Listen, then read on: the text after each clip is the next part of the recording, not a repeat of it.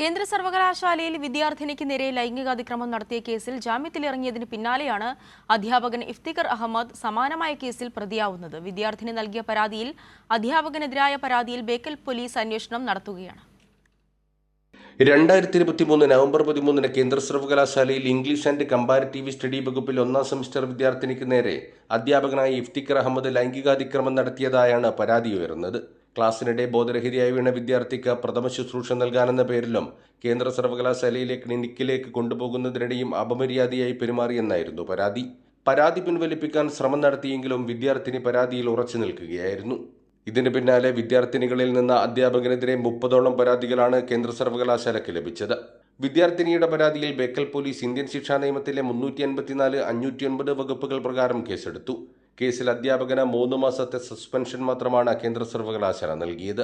ജാമ്യത്തിലിറങ്ങിയ ഉടൻ ആഭ്യന്തര പരാതി പരിഹാര സെല്ലിന്റെ അനുകൂല റിപ്പോർട്ടിന്റെ അടിസ്ഥാനത്തിൽ ഇയാളെ തിരിച്ചെടുത്തു.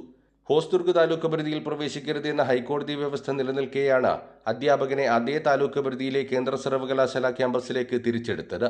വിദ്യാർത്ഥികളുടെ കടുത്ത പ്രതിഷേധത്തെ തുടർന്ന് വീണ്ടും അധ്യാപകനെ സസ്പെൻഡ് ചെയ്തു. മെയ് 3 അധ്യാപകനെ തരംതാഴ്ത്തിക്കൊണ്ട് തിരിച്ചെടുത്തു. ഇതിനിടെയാണ് കണ്ണൂരിലെ വാട്ടർ തീം പാർക്കിൽ യുവതിയോട് ലൈംഗികാതിക്രമം നടത്തിയ കേസിൽ റിമാൻഡിലായത്. സംഘപരിവാർ അധ്യാപക സംഘടനയിൽ അംഗമാണ് ഇഫ്തിഖർ.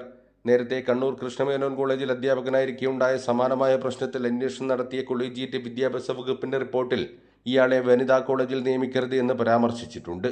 കേന്ദ്ര സർവകലാശാലയിലെ ഭരണാനുകൂല സംഘടനാ അംഗമായ അധ്യാപകൻ ഡോക്ടർ വെള്ളിക്കൽ രാഘവനെതിരെ കോട്ടക്കലിലെ അധ്യാപകൻ നൽകിയ പരാതിയിലും ഗൈഡിന്റെ പീഡനത്തിൽ ഒഡീഷക്കാരിയായ പെൺകുട്ടി ആത്മഹത്യ ചെയ്തെന്ന പരാതിയിലും സർവകലാശാല നടപടിയെടുത്തിട്ടില്ല. കൈരളി ന്യൂസ്, കാസർഗോഡ്.